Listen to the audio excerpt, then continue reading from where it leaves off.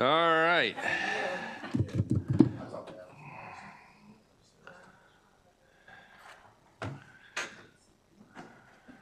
$9:47. 5, 6, 7, 8, 9. That's plenty to vote.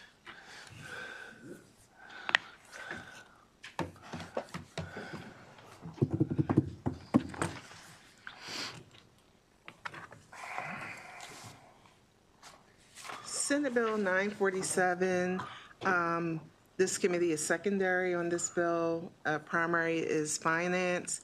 The bill exempts certain MTA projects from state procurement law, requires the Maryland Transportation Commission to make qualification and compensation determinations for certain MTA employees. It repeals the Baltimore Transit Regional Commission established in 2023. And instead it establishes 2 new oversight boards for the Baltimore area transit and commuter service, respectively, with similar duties and responsibilities. There are amendments that you do have at your desk, and I guess I should backtrack and say that this bill is the result of a work group that met during the interim. The issues were involving Baltimore region, the fact that Baltimore regional transportation or transit lags behind the DC Metro, and MARC rail service must be improved. So the work group endorsed the 2 different boards, one to oversee the Baltimore core services of MTA, the other was overseeing the commuter services portion. Okay, and this only affects the Baltimore area? The Baltimore area. Yes, that's that. Senator? Yeah, I mean, I want to pursue that question, though, because MARC goes everywhere. So how does MARC fit into this exactly? That's what I'm not clear about that. Please. So there's the Baltimore that's dealing with core transit, the bus. But, yeah. And then there's also a commuter advisory board. So if you look inside the bill, you'll see that the commuter advisory board is being created. And then under that function, it defines what the community advisory board is. But so that covers MARC service statewide? So that will cover the commuter functions, which would include MARC. So are Statewide? Yes, ma'am. so are folks outside of the Baltimore area going to have a voice in this? They would. They would because it's a statewide, but the Baltimore the bus system is the core function of. No, I get the bus issue. I'm just concerned about MARC. I mean, I got 2 MARC trains going through my district, and they're in Anne Arundel and in Prince George's. And obviously, MARC goes in all directions. I'm going to read you. So page 7, line 19, it says, board means Commuter Service Advisory Board. It then speaks to commuter service means MARC Commuter Train Service and the administration's commuter bus service. There's a Commuter Bus Service Advisory Board in the administration. So it's talking about all of the different, I just can't think of it when we have these regional the lots, so like lots and the MARC will be under that commuter service function, that advisory board. So who chooses the members of the advisory board, and who are they going to be? Is it set out in the bill? When we talked about it during the work group, I'm pretty sure it was the governor would have a function, and that there was some level of making sure that everybody was represented in these pieces. And when I say everybody, I mean talking about jurisdictions. So you think it would include jurisdictions where MARC has service and aren't in the Baltimore area? Yeah. That's really my question. I think that was Senator King's question. Yeah. Sorry. Can we get a reprint? Sure, the reprint is 25 pages. That's what I got. It's not online? Does it conform with the house? Not with the changes, the marked up version. It's different from the house one? It is different than the house. So the differences, if you don't mind, Denise. Go ahead. The differences with the House version is they still left in eminent domain, so we took that piece of it out. The 400,000 cap and the actions will go back before the BPW for MTA. And are we keeping DPW out in this bill? No, I just said that we would be putting BPW back in. The House version Oh, did takes, not. yeah. So he asked me what was the differences. Yeah, because I was just looking at the reprinting that, so. And to your question about the membership, it does say 6 members who reside in areas served by MARC or administration commuter buses. So we could get members. Okay, Yeah. okay, thank you. Most importantly, what's the fiscal note? The fiscal impact actually changes because the tort provision limiting the tort to $400,000 is taking out. So that would increase the impact. But it says that there are too many unknowns. Membership piece that she was talking about, the 6 members. So it takes off the Thank cap, you. this bill takes off the cap. Correct. Want to do that? I don't know, it's a good question. Because first, I didn't take the cap off the tort. Finance took the cap off the tort. But I'm assuming that it aligns with the other DOT, the MDOT agencies is what they were did it for. Do we know that to be true? That's what it is. It just took it back to the status quo, which is the same limitations or that are in the transportation article. Okay. I could not find a number, but Is generally, it just no cap? I just couldn't find a number. You Let just me couldn't see it. find a number. I'm Right. sorry. I hear it. I'm sorry. Senator Bailey? Thank you, Mr. Chair. I was just curious. I mean, when we talk about the different projects that are exempted, does this happen to involve, could it involve a bridge? This If is, there's a train that goes across it, maybe? Only a train? I was just thinking because, you know, there is a river called the Patuxent. It's the longest river in Maryland. It happens to have a bridge.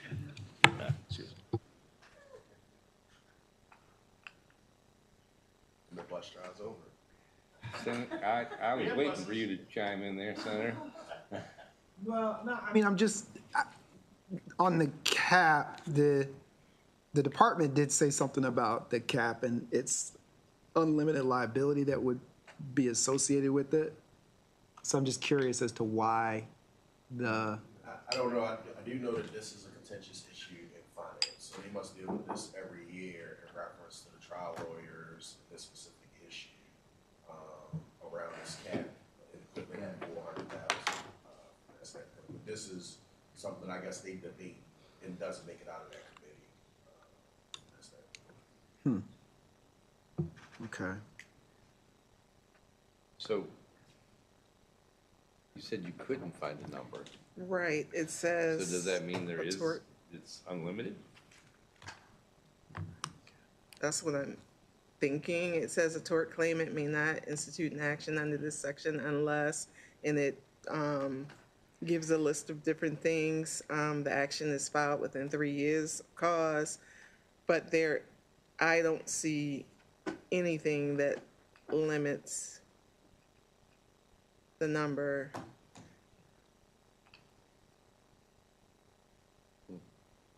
For some reason, MTA has always been an outlier, and there are folks that have been trying to change it. And there are folks that don't want it changed. And it's a bigger issue than this MTA bill. Yeah. Can I ask a separate question? Is the House in a similar posture, or is there a crossfile, or is no crossfile? There is a crossfile, and I think Senator Quarterman asked, what's the differences between the House version and the Senate version? Eminent domain, House had eminent domain in there, BPW, so it's going back before the BPW, and then the 400,000 cap is being removed. Okay, I mean, I just, you know, Real quick, so the 400 is removed in both cases? 400 isn't removed in the From the House House. version. Oh, that it's came- not? Yeah. so I just am also, they're not in the same posture, right? So there's just gonna have to be some conversation, I guess is what I'm trying to say. There's gonna have to be conversation, is really what I was getting at. Yep. Because the mark, the representation on the mark and making sure, you know, it does feel kind of loose, like right now, just the way that it's set up, versus maybe a little bit more definition. Define loose. Well, I mean, it doesn't, it just says the governor may appoint. That's what I read. So on page 23, Uh-huh. and this hasn't been changed coming out of finance, it says the 6 members who reside areas served by MARC or Maryland Transit Administration commuter buses. 3 members shall serve initial term, 4 years, Right, and 3 but that's what I'm members. saying, Senator, I feel is loose, because based on that language, all 6 could be in Prince George's County, just the way it's written. That's the loose part to me. It would just depend on how the governor may or may not. It doesn't, a lot of times we have in here, you know, language like geographical, you know, whatever, diversity or something. I'm not saying the words properly, but I'm just saying it doesn't, that's what I was, you know, saying, because they are different. And particularly on the commuter part too. So the commuter, because it includes that as well, right? Yeah. So I'm going to lean back into what Ms. Banks has stated. I don't disagree with you about the geographic piece, but this is a product of the work group. So, like, this is, like, what came out of the work group, and nobody had brought up. So, like, I do know that Well, who was on the work group? it was me and Jackson. Okay. So me and Jackson represented the Senate. Senate. I think Edelson and Corman represented the House. And there were a number of folks that were outside entities. One of the things that was brought to us in reference to like labor wasn't on there, and we ended up adding them into the equation because they provided some level of position to say, hey, we would like this also to be taken in consideration. So folks got to testify. We had several meetings, but the geographic piece, which I do think makes sense, just wasn't brought up. Okay, understood. I was just suggesting that, you know, it's going to be a little back and forth, it seems like, on this anyway. Just something for consideration, that's all. I think it makes sense. Okay. Well, if we amended it, that would certainly. It's going to conference. Right, it's going to conference. Right, so, Can I move favorable? yep. What Move was the favorable. finance, vote, just out of curiosity? 10, one person was absent. Just lower it. Move favorable. Okay. All those in favor? Aye. Opposed? 1. Okay. All right. 148.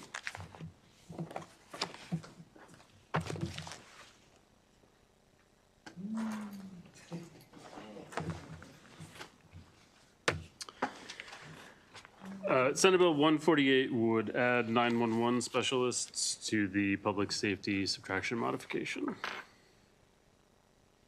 Indeterminate. That's what it says. Yeah, and explain to me what you were telling me earlier. Generally speaking, so the age 55 for most public safety, so corrections, law enforcement, they tend to be in retirement plans that have retirement ages that would be at or before age 55. There's been conversation over the last few years about seeing what can be done about moving 911 specialists into some public safety plans, and there's a IRS tax issue, so generally they're not going to be in plans that have that earlier age retirement date, so they'll likely be in the, you know, age 62 to 65 range. So in terms of it adds more people in potentially. This subtraction modification does stack on the other existing pension modification, but on the front end, it's not going to be adding the same, likely to add the same amount of people as you would with like a law enforcement pension retirement. We passed this last year. You did. Did we pass it the year before? I don't know that it was in the year before.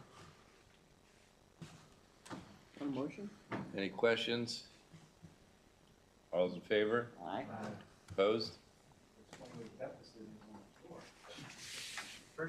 deficit, what? Yeah, I'm sorry I wasn't in the room when that was going on. It might have been a different discussion. All right, we can shut down. Nothing else, right?